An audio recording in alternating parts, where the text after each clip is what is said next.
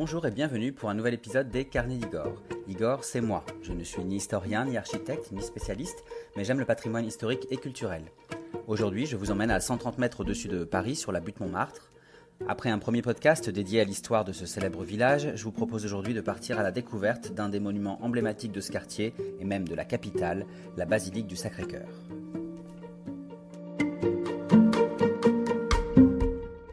Comme vous le savez, la basilique du Sacré-Cœur est connue dans le monde entier.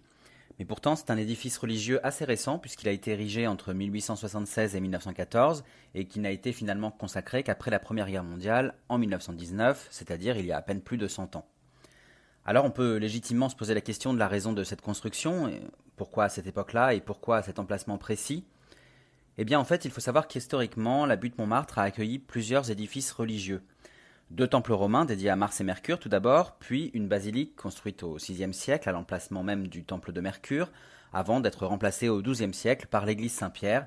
Cette église Saint-Pierre que l'on peut encore voir et visiter aujourd'hui, et d'ailleurs je vous invite à le faire car c'est un joli témoignage du Paris médiéval. En 1134, le roi de France Louis VI le Gros choisit aussi Montmartre pour y fonder une abbaye bénédictine. Cette abbaye qui va s'appeler l'abbaye royale des Dames de Montmartre, où les abbesses vont œuvrer de 1147 jusqu'à la Révolution en 1793. Si vous voulez en savoir plus sur l'histoire des lieux, je vous invite à écouter ou réécouter mon podcast précédent sur l'histoire de Montmartre justement. Dans ce premier podcast, je vous décris notamment l'épisode insurrectionnel de la Commune de Paris, cet épisode historique qui est directement lié à l'origine du Sacré-Cœur. Du coup, je ne reviendrai pas sur les détails de cette période de trouble, mais il faut l'avoir en tête pour comprendre l'histoire de la basilique. Et dans l'épisode d'aujourd'hui, je vous propose plutôt de me suivre dans la visite à proprement parler du Sacré-Cœur. Et donc sans plus attendre, je vous emmène à la découverte de ce monument incontournable qui trône au sommet de la célèbre butte Montmartre.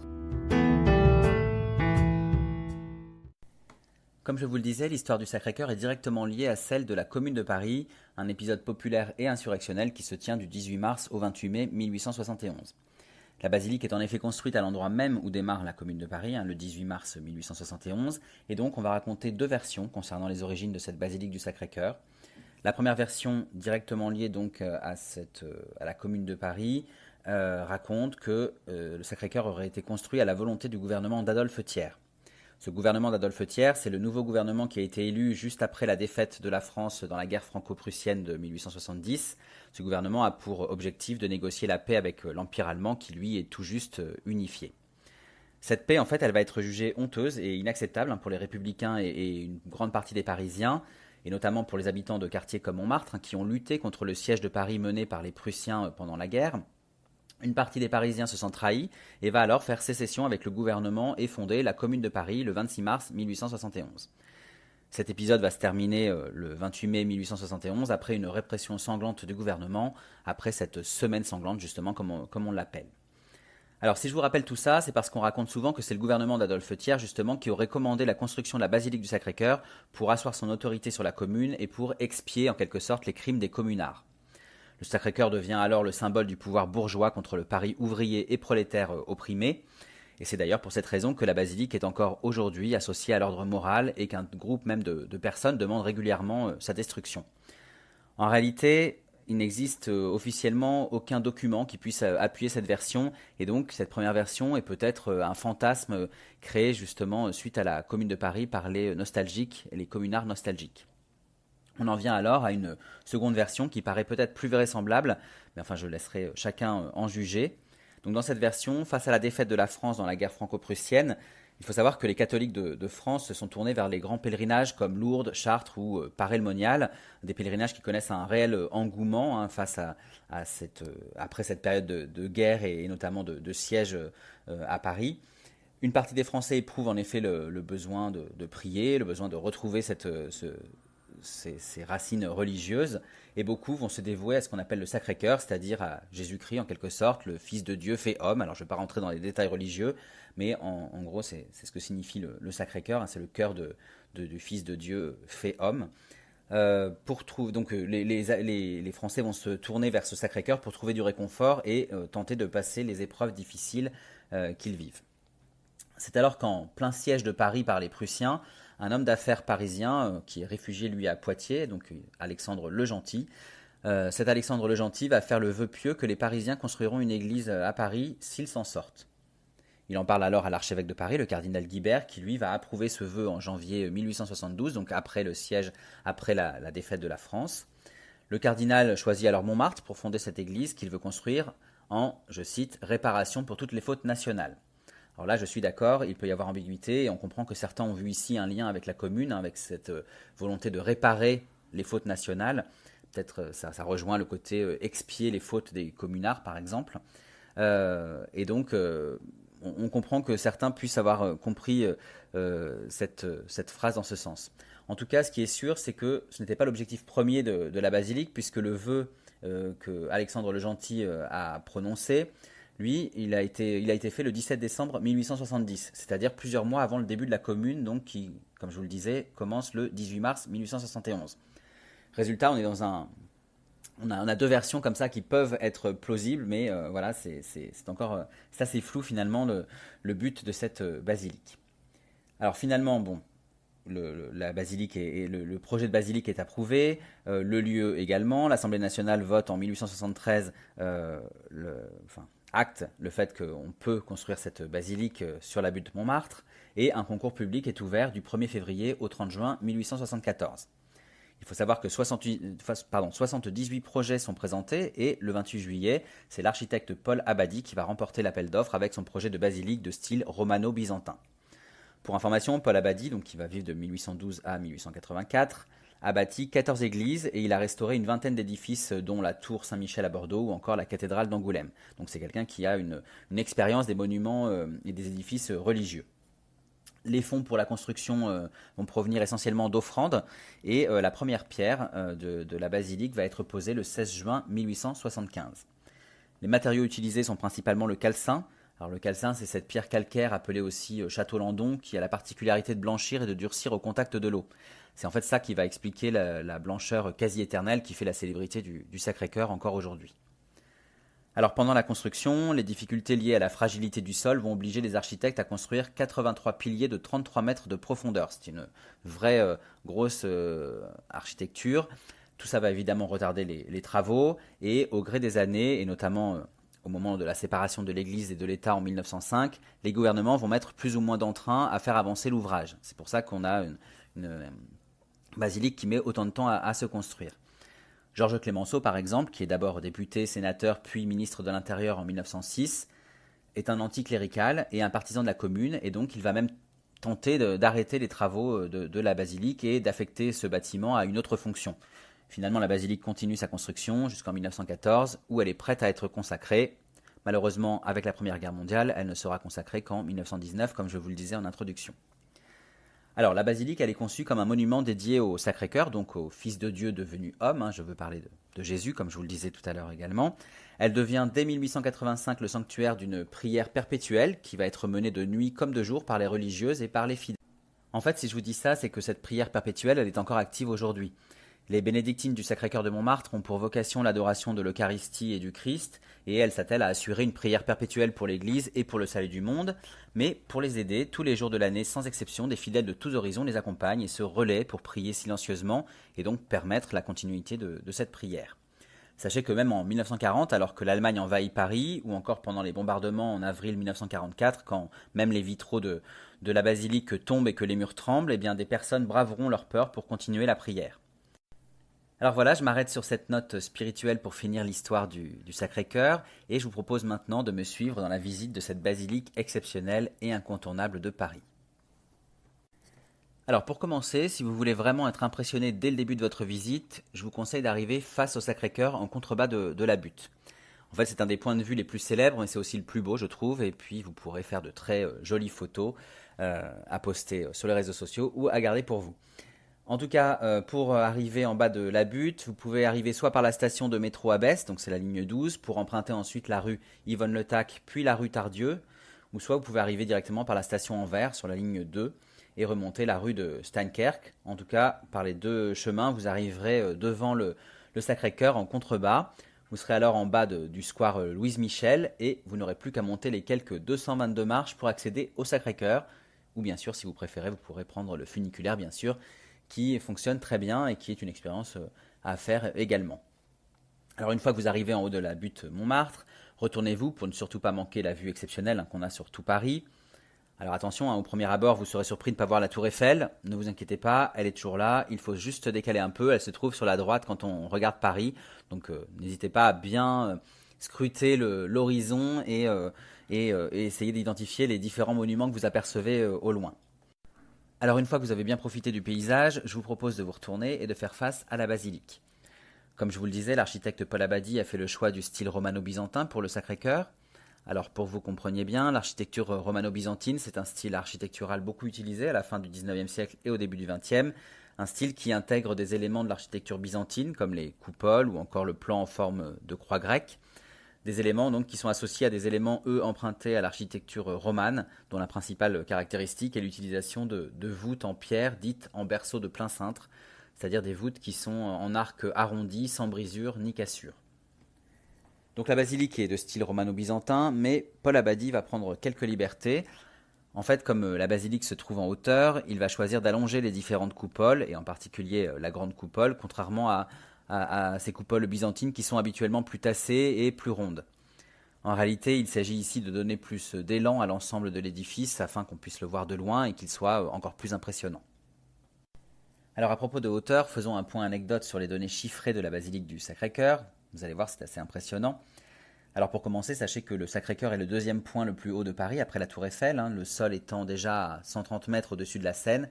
Si on ajoute les 83,33 mètres, c'est-à-dire presque 84 mètres qui vont du sol jusqu'en haut du dôme du Sacré-Cœur, on arrive à une hauteur impressionnante de près de 215 mètres. Pour rappel, pour comparer, la Tour Eiffel mesure 324 mètres de haut avec les antennes. Ensuite, donc, allons à l'intérieur de la basilique. Elle fait 85 mètres de long sur 35 mètres de large. La coupole principale est haute de 55 mètres et elle présente un diamètre de 16 mètres. Et enfin, le campanile, qui est situé à l'arrière de la basilique, lui, il mesure 84 mètres de haut. Donc pour que vous fassiez une idée, Notre-Dame de Paris fait 71 mètres de hauteur et l'Arc de Triomphe en fait 50. Donc il paraît vraiment petit par rapport à ce Sacré-Cœur. Alors après cette parenthèse chiffrée, je vous propose d'observer l'extérieur de la basilique. Bien sûr, on ne peut pas manquer le magnifique dôme dont je vous ai déjà parlé et sur lequel d'ailleurs, sachez-le, vous pouvez monter. Alors pour ma part, je ne l'ai pas fait, mais la vue doit être impressionnante, notamment pour ceux qui n'ont pas le vertige, bien sûr. Alors dirigeons-nous maintenant vers l'arrière du bâtiment, nous reviendrons sur la façade un peu plus tard. Donc là, nous sommes à l'arrière du Sacré-Cœur, nous regardons le chevet de la basilique. Alors pour information, le chevet, c'est la partie qui se trouve à l'extrémité arrière d'une église, cette partie qui se situe au-dessus de l'arrière de l'autel et au-dessus du fond du chœur. Sur le chevet du Sacré-Cœur, on peut apercevoir la sculpture en bronze de l'archange Saint-Michel terrassant le démon qui ici prend une forme de crocodile et non d'un dragon comme c'est souvent le cas.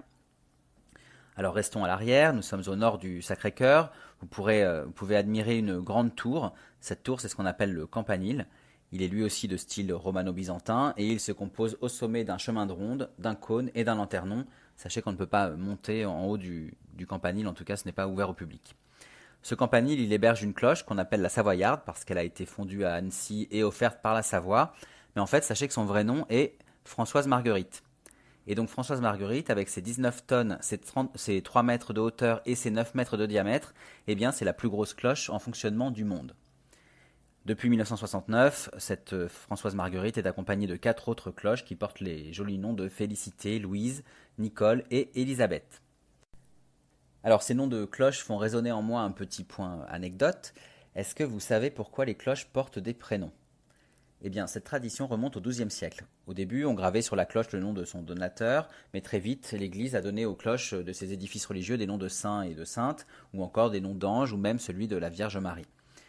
En fait, on considère alors les cloches comme des personnes. D'ailleurs, les parties qui constituent une cloche ont des noms qui l'humanisent en quelque sorte. On a la couronne, c'est-à-dire les anses qui permettent de l'accrocher, le cerveau, c'est-à-dire la partie haute de la cloche, la robe, c'est-à-dire le reste de ce qu'on appelle le corps de la cloche.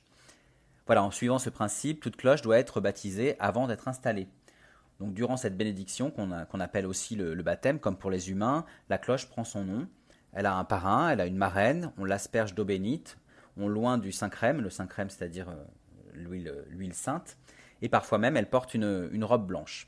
C'est pour ça que les cloches du campanile du Sacré-Cœur s'appellent donc Françoise Marguerite, Félicité, Louise, Nicole et Élisabeth, et toutes les cloches des églises de France portent un prénom et ont été donc baptisées. Voilà, maintenant que vous avez fait la connaissance de ces demoiselles, revenons à l'avant du Sacré-Cœur, au niveau de sa façade sud. Nous sommes maintenant devant le péristyle. Il est surmonté d'une terrasse où se trouvent 2 statues équestres en bronze, de part et d'autre. Ces statues, elles représentent Saint-Louis d'un côté et Jeanne d'Arc de l'autre, et elles ont été réalisées par Hippolyte Lefebvre en 1927. Donc elles ont été ajoutées après la fin de la construction du Sacré-Cœur. Au-dessus de cette terrasse se tient une niche qui contient une statue du Sacré-Cœur, c'est-à-dire, vous l'aurez compris, une statue de Jésus-Christ. Montons ensuite quelques marches et avançons sous ce péristyle justement. Nous sommes sur le porche, face à 3 portes en bronze sculptées. Alors ces portes sont impressionnantes et elles méritent chacune d'être vraiment observées. En fait, sur chacun des 6 panneaux qui se trouvent sur ces portes sont représentés des scènes symboliques du Christ, de la vie du Christ.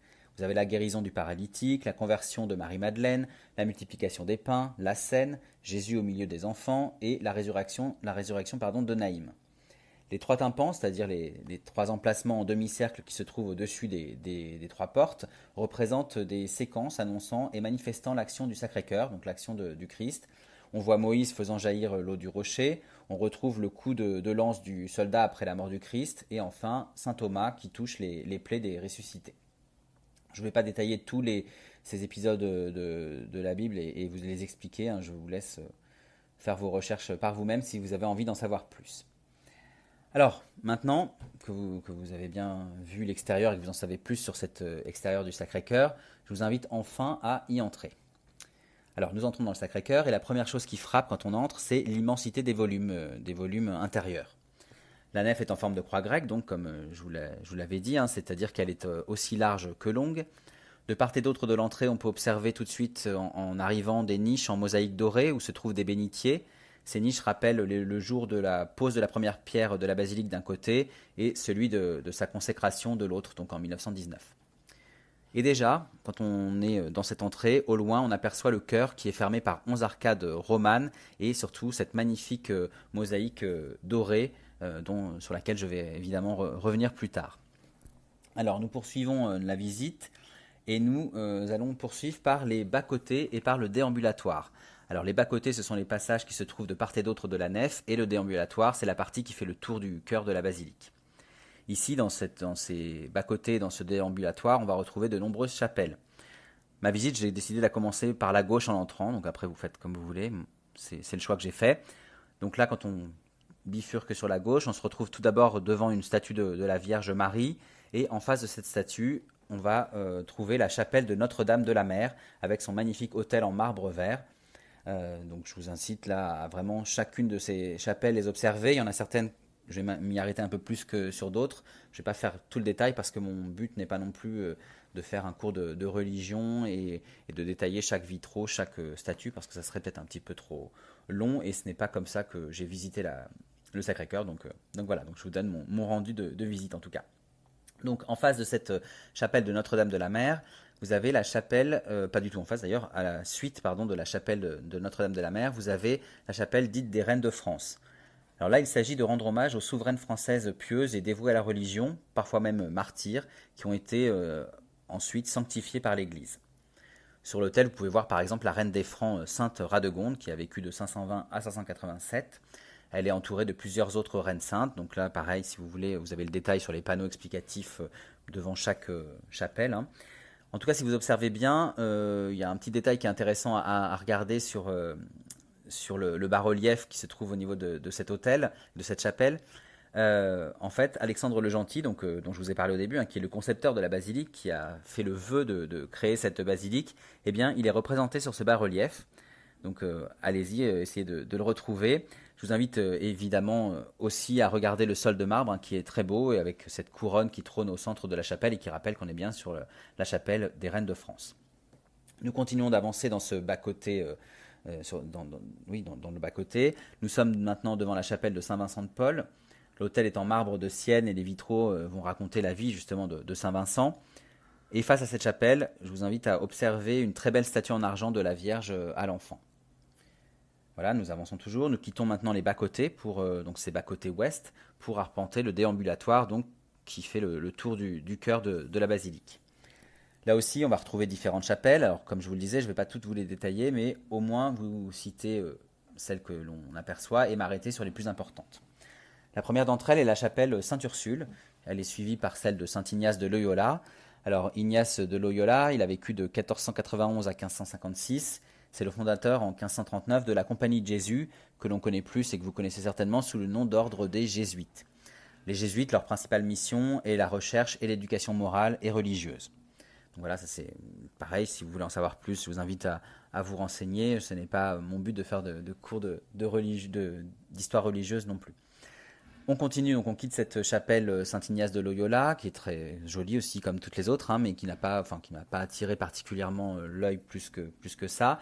Et on continue par la chapelle de Saint-Luc. Pareil, cette chapelle de Saint-Luc, je vous laisserai libre de l'observer, d'en lire les détails quand vous y trouverez. Après cette chapelle Saint-Luc, nous arrivons maintenant au niveau de la chapelle de la Vierge.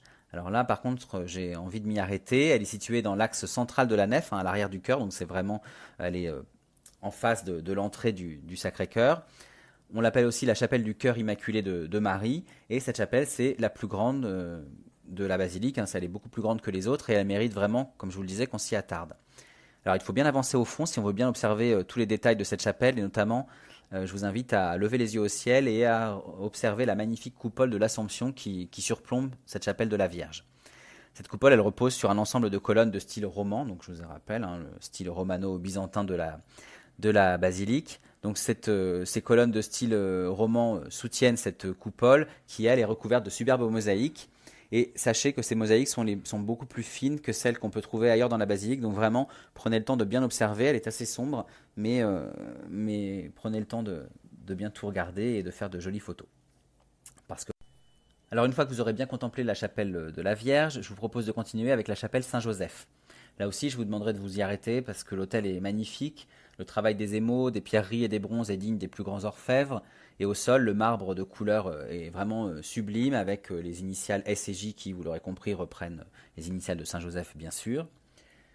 Quand vous aurez bien contemplé cette chapelle de Saint-Joseph, nous pourrons avancer. Nous arrêtons ensuite devant la chapelle de Saint-Jean-Baptiste qui a été en partie offerte par le Canada. Là aussi, prenez le temps d'observer l'autel et les marbreries avant de poursuivre vers les chapelles suivantes. Vous avez dans l'ordre, pour les chapelles suivantes, la chapelle de Saint-François d'Assise qui termine le déambulatoire, et puis celle de Sainte-Marguerite-Marie qui ouvre le parcours sur les bas-côtés est, et qui là mérite d'être attentivement observée pour la richesse des couleurs de ces marbres et puis la richesse des matières utilisées. Une fois que vous aurez observé Sainte-Marguerite-Marie, vous trouverez devant la chapelle de Saint-Louis. Là, je ne vais pas non plus prendre plus de temps que ça pour la décrire. Nous finissons donc le parcours sur les bas-côtés est et nous arrivons face à la chapelle Saint-Michel qui termine le tour des chapelles de la basilique justement. Cette chapelle Saint-Michel, où autour de la statue de Saint-Michel terrassant le dragon cette fois, on peut observer une statue de Jeanne d'Arc agenouillée. Jeanne d'Arc que l'on va retrouver aussi sur les vitraux ou encore sur les mosaïques de cette magnifique chapelle qui est plus grande que les autres également. Cette chapelle, elle est richement décorée, donc prenez vraiment le temps de vous y attarder pour en saisir tous les détails et d'observer justement notamment les vitraux qui sont assez intéressants. Alors avant de sortir de la basilique, je vous propose un point sur la coupole principale et sur le chœur. Ce sont les deux éléments qui sont les plus intéressants, en tout cas pas forcément les plus intéressants, mais les plus connus de la basilique, en tout cas de l'intérieur de la basilique. Donc la coupole tout d'abord, cette coupole centrale, pour l'observer, je vous invite à avancer dans la nef et à vous retrouver en contrebas de ce dôme, ce grand dôme qu'on a pu observer à l'extérieur. Cette coupole centrale, elle se compose de deux niveaux. Un chemin de ronde, auquel vous pouvez d'ailleurs accéder si vous montez sur le dôme principal, et puis une rangée de 20 vitraux en grisaille qui vont servir à éclairer l'édifice. Cette coupole, elle repose sur 4 pendentifs, 4 colonnes ornées de 4 sculptures d'anges, ces anges qui portent les instruments de la Passion du Christ, donc la croix, la lance du centurion, l'éponge imbibée de vinaigre, la couronne d'épines et le sceptre. Pour rappel, la Passion du Christ rassemble les événements qui précèdent la crucifixion de Jésus-Christ. Voilà, donc une fois que vous avez bien observé cette coupole, avançons vers le chœur maintenant. Donc il est fermé par 11 arcades de style roman. Au centre, vous avez le maître-autel, c'est-à-dire l'autel principal. Il est en bronze et en mosaïque dorée. Donc là, encore, on retrouve ces mosaïques dorées qu'on retrouve un peu partout dans la basilique. Le retable, c'est-à-dire la partie verticale et décorée de l'autel, lui, est en marbre de Carrare. Donc vous voyez encore des matériaux encore précieux. Ce retable, il représente la crucifixion de Jésus, qui est entouré de Marie, Saint Jean et des 12 apôtres. Mais alors le plus impressionnant, bien sûr, dans ce chœur, c'est l'immense mosaïque du Christ, cette mosaïque dite du Christ en gloire, qui le surplombe et que l'on aperçoit tout de suite en entrant dans la basilique. Donc cette mosaïque du Christ en gloire, elle fait 475 mètres carrés. C'est l'une des plus grandes mosaïques du monde. Au centre de cette mosaïque, vous avez le Christ qui est vêtu de blanc. Il est entouré de différents adorateurs. Il ouvre les bras et il laisse apparaître un cœur d'or, donc le Sacré-Cœur. L'Église et la France sont représentées de part et d'autre du Christ et lui rendent hommage à ce Sacré-Cœur. Cette mosaïque, en fait, c'est le point central de la basilique, donc prenez vraiment le temps d'observer les détails des personnages qui sont parfois même surdimensionnés, c'est assez étrange, et d'observer vraiment les couleurs étincelantes de cette mosaïque avec des bleus, des rouges, des verts et bien sûr l'or qui a ici une place centrale, comme je vous le disais tout à l'heure. Quand vous ferez le tour du chœur, notamment au niveau du déambulatoire, n'hésitez pas à lever les yeux au ciel parce que là vous pourrez voir aussi des arcades et ces arcades elles laissent apparaître les différents éléments de la grande mosaïque et elles permettent parfois même de voir des détails qu'on ne verrait pas depuis la nef. Voilà, donc une fois que vous avez bien aussi contemplé cette magnifique mosaïque du Christ en gloire, pour finir, je vous propose de vous retourner quand vous êtes face à ce chœur et d'admirer le grand orgue. Ce grand orgue, il a été installé, il est vraiment à l'autre bout de la nef, il a été installé en 1914. Sachez que c'est le 3e orgue de Paris en taille après ceux des églises de Saint-Sulpice et de la cathédrale Notre-Dame. Donc voilà, c'est intéressant. Alors bien sûr, moi quand j'y suis allé, il y avait une messe, donc l'orgue jouait, c'était plutôt intéressant. Essayez de voir quand il y a des... C'est toujours intéressant de voir aussi une église ou une basilique en action, en activité. Voilà.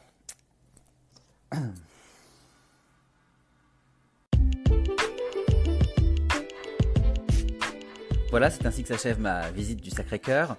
Nous pouvons maintenant ressortir de la basilique, bien sûr, et continuer à arpenter les ruelles étroites du village de Montmartre. J'espère en tout cas qu'après ces 2 podcasts, vous en savez plus sur le Sacré-Cœur et sur Montmartre, et que vous aurez envie d'y aller, ou même d'y retourner si vous les avez déjà visités. En attendant que vous reveniez dans ce quartier parisien incontournable, n'hésitez pas à consulter l'article illustré que j'ai écrit autour de cette visite, et que j'ai publié bien sûr sur mon blog lescarnetsdigor.fr. Vous pourrez notamment y voir des photos qui illustrent mon récit et qui vous aideront à mieux vous imprégner de l'atmosphère du Sacré-Cœur et bien sûr aussi à mieux comprendre les éléments dont je parle dans le podcast. Alors avant de vous laisser, comme toujours, je vous fais un retour sur mon ressenti quant à cette visite. Bien sûr, le Sacré-Cœur, c'est un monument incontournable de Paris, donc je ne peux que recommander d'y entrer au moins une fois dans sa vie. Mais en ce qui concerne la visite à proprement parler, moi, de mon côté, je l'ai fait seul, sans guide, sans audio-guide non plus. Selon moi, c'était suffisant, à moins que vous n'ayez envie de creuser l'histoire religieuse de la basilique et d'entrer dans le détail des différents vitraux, des statues ou des autres décors. D'autant plus qu'il y a vraiment des panneaux explicatifs un peu partout dans le bâtiment, donc vous pouvez vraiment vous y retrouver en visitant et en déambulant dans le monument seul, à votre gré et à votre rythme. En fait, comme dans beaucoup d'édifices religieux, moi je trouve que le plus intéressant c'est de se laisser porter, c'est d'évoluer dans les différentes parties du bâtiment sans trop chercher à tout comprendre. Alors c'est intéressant d'avoir une base, d'avoir les bases de l'histoire du bâtiment, d'avoir les points essentiels d'attraction bien sûr, mais je trouve que c'est aussi intéressant de se laisser porter par l'atmosphère du monument. La basilique du Sacré-Cœur, elle est impressionnante, et donc du coup j'ai aimé y déambuler, j'ai admiré telle œuvre, telle mosaïque, tel autel, mais j'ai pas forcément cherché à tout décrypter, à décrypter chaque message, à tout comprendre. Alors libre à chacun de faire comme il le souhaite et comme il le ressent. De mon point de vue, c'est comme ça que j'ai pu m'imprégner de l'atmosphère unique qui se dégage de ce Sacré-Cœur, de ce lieu emblématique de Paris, et donc c'est comme ça que je recommande aussi de le visiter. En tout cas, ce qui peut être intéressant à faire pour compléter la visite, c'est de descendre dans la crypte. Alors elle était fermée quand je suis venu, je me suis renseigné, et en fait elle est ouverte que très peu de fois dans l'année malheureusement, donc bon, à tout hasard, quand vous avez prévu d'aller visiter le Sacré-Cœur, renseignez-vous quand même. Moi je vais essayer de voir quand est-ce que je peux la visiter, parce que c'est toujours un endroit intéressant, je trouve, les cryptes des monuments religieux.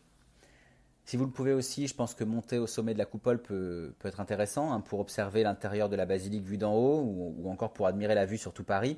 Ça doit être vraiment une très belle expérience. si bien sûr on n'a pas le vertige et si on est motivé pour monter les 300 marches qui conduisent jusqu'au sommet, hein, parce que il n'y a pas d'ascenseur bien sûr. En tout cas, si ça vous dit de monter ces 300 marches, n'hésitez pas, et l'entrée pour monter au dôme se trouve à l'extérieur, sur la gauche du bâtiment, sachez-le. Voilà, je vais finir par les informations plus pratiques. L'accès à la basilique est très facile. Le bas de Montmartre est desservi par plusieurs lignes de métro, plusieurs lignes de bus. Il y a le funiculaire dont j'ai parlé tout à l'heure qui permet d'éviter de monter la butte qui peut être difficile pour certains. Donc vraiment, il n'y a aucune excuse pour ne pas vous rendre à Montmartre ni au Sacré-Cœur. En tout cas, toutes les informations de visite sont sur le site du Sacré-Cœur qui est très bien fait. Je vous ai mis le lien sur mon blog. En revanche, sachez qu'il n'y a pas de visite guidée organisée par respect pour les prières des fidèles. Donc vous ne pouvez pas aucun guide ne pourra vous proposer de visiter la basilique. La seule chose que vous pouvez faire, c'est ce que je vous disais tout à l'heure, c'est de télécharger l'audio guide via le site du Sacré-Cœur pour pouvoir avoir une aide auditive.